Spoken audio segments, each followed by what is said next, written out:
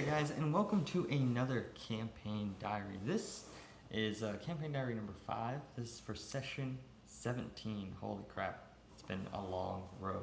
So this is a continuation of the one-on-one downtime activity games that I've been running with my players. And this game was a little bit special because me and Cameron decided to stream the game. So that went well. I think it went well. It was interesting and funny because some mishaps and me knocking over furniture and weird stuff like that happened, which probably isn't usual to most D&D games. But hey, we decided to try it out and we both had a great time doing it. So, basic summary of Harvey Birdman Whoosh, or Aarakocra Rogue's month of downtime. Harvey found out that Quick, the tiefling sorcerer, had left Waterdeep for about a month, which is ironic, you know. She magically leaves for a month, and Harvey has a month of downtime. Anyway, he decides to. He can't really get any answers. He's not really quite sure where she left. He just knows that she's safe, so he decides to go off on his own business. He has a meeting with Maceris, the Tabaxi rogue, who runs this gang group. It's really just kind of depends on what you want to consider them as, a criminal element. They are this group of monster races in Waterdeep. There's a goblin, a bullywug, the Tabaxi, and they've known each other since they were children, and they grew up together, and they're kind of formed this little collective of this gang, I guess, that protects the interests of those non-humanoid races. Or no, they're still humanoid, but you know what I get. Not the usual races in D&D. So not humans, elves, and they speak for those who don't have a voice. So Harvey meets with Maceris, and they have a discussion about Vasir. So Vasir was a changeling assassin who worked for Maceris. Vasir also had a side reasoning that he was in Waterdeep. He was looking for the Rakshasa that murdered his adventuring party. Well, it turns out that Rakshasa was in Waterdeep and was hiding and was in disguise as a private investigator named Vincent Trench. It also turns out that Harvey is very close friends with Vincent Trench. They struck up a friendship, and it was almost like this mentor-mentee, almost surrogate father relationship. Vasir attacked Vincent Trench, and Harvey made a choice, and he fought off Vasir. So Vasir, angry and upset, went to Maceris and was like, "Hey, these adventurers that you're friends with, like they stopped me from my purpose. They stopped me from doing what I need to do. You need to do something about it." And Maceris decided to side with our adventuring party, the Trollskull Club. So Maceris and Harvey kind of talked about that, and Maceris basically lays it out like, "Hey, man, because of you, I lost my fixer, my guy. I lost someone I used to go to handle situations that I didn't necessarily want to handle." And so him and Harvey kind of struck up an agreement that Harvey was going to step into that place. And their first job was that they were going to find the Acolytes of the Divine Flame, this group that cropped up in a rural area of the Forgotten Realms that has been targeting and attacking monster races, has been targeting and attacking anything that's not human. The adventuring party actually ran into this group when they were going to deliver a wagon of supplies to these myconid, a group of myconids, who are these kind of mushroom fungus creatures that actually escaped the Underdark and were hiding in the upper world, or the upper plane, or however, the material plane as you call it. And these acolytes had attacked our adventuring party previously, but they got away, and their heroes didn't really have that much information on them. So Maceris says, "Hey Harvey, I think I know where these guys are. You want to come with me and handle this situation?" So Harvey and Maceris go on a journey to a local town of Antvale, which is kind of a trading and agricultural town. They mostly send supplies and deliver things to Waterdeep. They're kind of a support village. So Maceris and Harvey go there. They do some recon. They find this church, and Maceris gets taken inside because he's a very obvious Tabaxi. who's just walking around in the middle of this village. Harvey goes in. This fight ensues with three of these cult fanatics and this one powerful mage. Uh, it starts to look a little dire. The fanatics, the cultists, are using hold person, and they're getting. Maceres is not able to make a save, and Harvey is trying to deal with them. And the mage gets frustrated because of how long it's taking to take these guys out, and he just casts a cone of cold that encompasses the whole room and accidentally murders some of his guys. But to him, he doesn't really care because he can always find more followers. But Maceres, Harvey actually gets a shot out with his bow, his flaming bow, and gets the mage. And Maceres goes up and does like 4 attacks and just kills this guy, which is sad for Harvey because Harvey, as if you've watched our previous campaign diaries, you know that he made a deal with a proxy of Asmodeus that he's supposed to deliver 100 souls to the Nine Hells, and he didn't get the killing blow on any of these guys, so he's still at the 100 number, which is funny. But they deal with that guy, head back to Waterdeep. Harvey does some research into Rakshasas, but he's not really able to find that much more information other than what is generally known is that they are evil creatures who are bent on this cycle of vengeance and hate and anger, and kind of the opposite of what Harvey's known for Vincent Trench. So Harvey meets with Fala Falir, who is a herbalist who runs Corellin's Crown in Trollskull Alley, and tries to get some advice about this goblin girl who works for the Monster Children. Harvey has nicknamed her Red. Her name is Jeff, which is a dumb joke of multiple characters in this campaign being named Jeff, but spelled differently for weird reasons, because it's a dumb bit, but people seem to find it funny, so it's good. He gets this flower that's kind of like this dragon lily that actually sprouts a little bit of dragon flame on it, and he decides to go on a little date with Jeff, and it's nice and sweet. Before the date, actually, though, before I get ahead of myself, he goes to visit his mother, who is in the Ardeep Woods outside of Waterdeep. And she's hanging out there. He goes to visit her. They have a nice chat. Have discussions about Harvey's father, Zarval, who is he's an Aarakocra. He's this powerful, strong, this fanatic who has been trying to find them. They ran away from him. And Harvey's just worried. He's constantly worried about if Zarval is going to find them. And, he's always constantly in the back of his mind, just like he's ready to run if he sees Zarval again. And his mom is like, hey, just so you know, I'm glad that you're this hero of the city, but that's a pretty big spotlight on you now. You basically announced to the entire city and assured to the world that, like, hey, I'm here. This is where I'm at. So that worries Harvey a little bit, but it doesn't stop him from going on his date, which is very nice. They go to this restaurant, Ariel's Grotto, because I used to work at Disney, and so of course I named it Ariel's Grotto. And it's this themed mermaid siren type restaurant. They go in, they eat some seafood, they dine and dash because Red is like, these people, this is like a fancy schmancy rich person restaurant. Like, who cares what they need? Who cares? They don't need the money. She's very much, and the Monster Children all seem to have this kind of idea, this kind of, give to those who don't have, and fuck those who have more than they need. Very much type of mentality. So they dine and dash.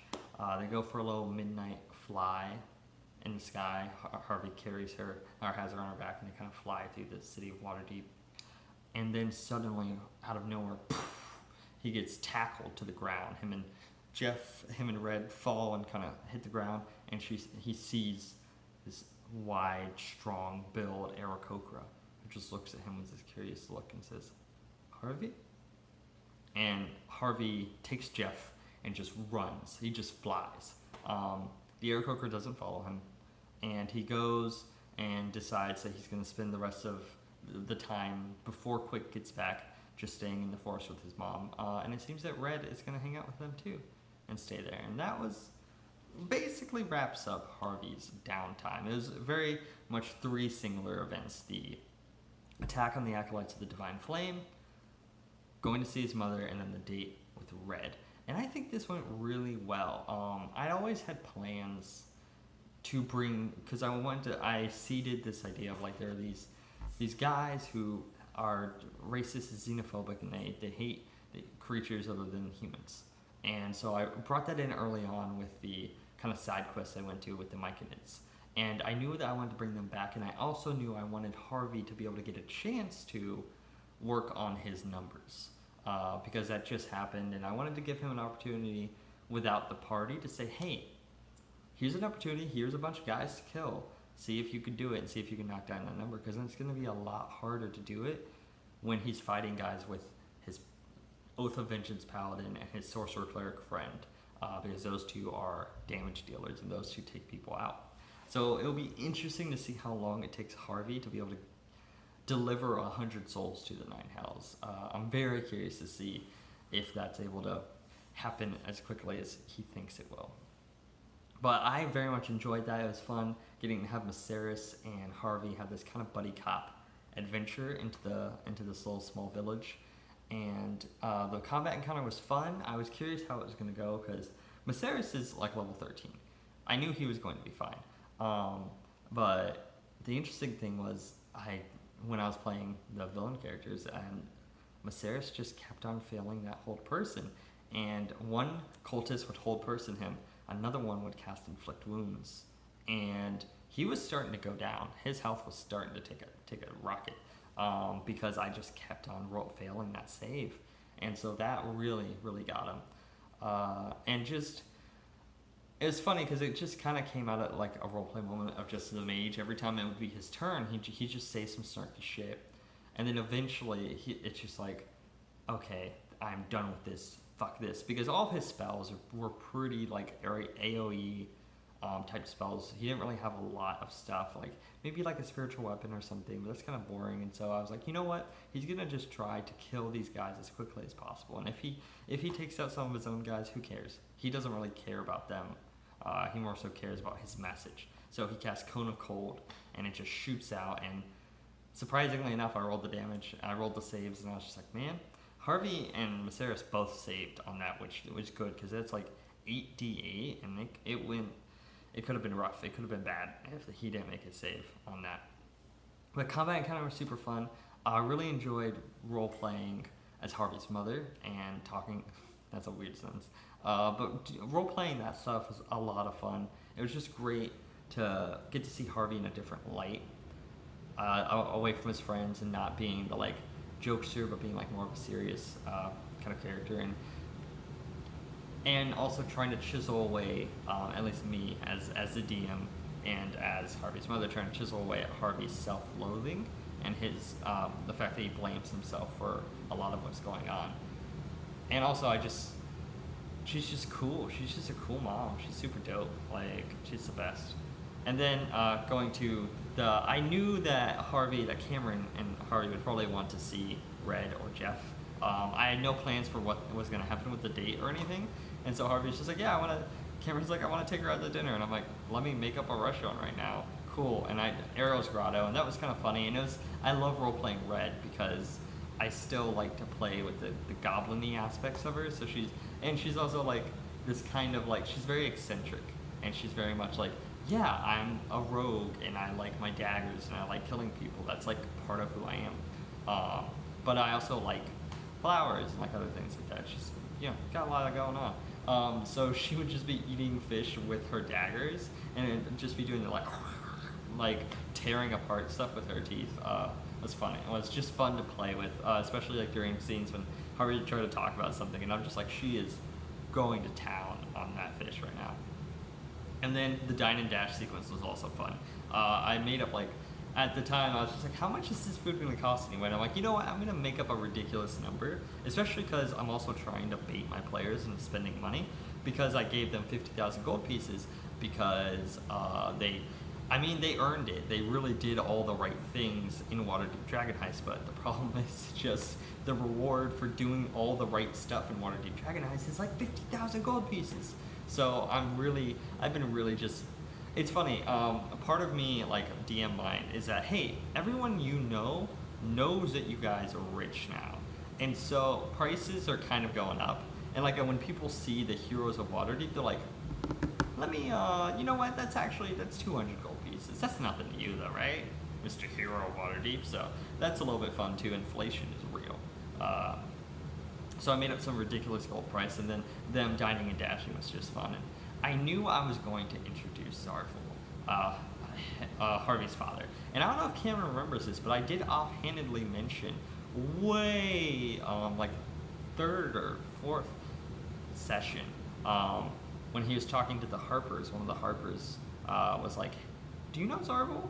And Harvey quickly was like, "No, I have no idea what you're talking about," you know. So I did establish the fact that Zarful is a known entity in Waterdeep and could possibly already be in the city. And then just having him come out of nowhere and attack, like, not to him, Zarful wasn't, you know, making a declaration of intent or attacking. He was mainly he was testing them. He was testing this other. To him, I mean, he didn't know if it was his son or not. He just knew it was another Aarakocra flying in the sky with a goblin on his back. That's a really weird sentiment. And Zarful, especially as we'll get to roleplay more and get to find out, Zarful's very much a traditional Aarakocra. He is the leader of this elite squad of swordsmen and warriors who are very intent on fighting this battle between elemental earth. Because a lot of Aarakocra in the Monster Manual and stuff is all about how the elemental plane of air and the elemental plane of earth despise each other, and how gargoyles are aberrations of Aarakocra and all of this stuff. And so Zarful is his one mission, his one goal is to continue this righteous war that he's on, because he believes that what he's doing is the most important thing that an Aarakocra could do. So he obviously has some. He doesn't fully understand what Harvey's doing, and he's very distraught because they ran away and potentially, obviously, ran away from that life. And so, yeah, it'll be very interesting to see just when Zarful pops back up again and how that goes. So it was a really fun game. I'm really enjoying these one-on-one sessions because they're all very different. Quick's was Lauren's, Quick's, our Tiefling Sorcerer, hers was more kind of setting a mood and kind of this ominous road trip, while Harvey's was really fun. It was really just fun and role play and romance and just getting to play around with these characters, and then the bomb drops at the end, which is something I just very much enjoy doing, especially because they gave me such juicy backstories to work with. So that is my campaign diary for this 101 session. I'll be doing hopefully another one next week, and we might be able to get back to our full group sessions, which will be exciting because there are a lot of different threads to work on, to drive on, and it's going to be interesting to see when all the characters and all the players get back together, because the players hopefully don't exactly know what is going on with each other's one-on-one stories. They're going to be very shocked to hear what's happened to some people. So thank you for watching. I will talk to you later.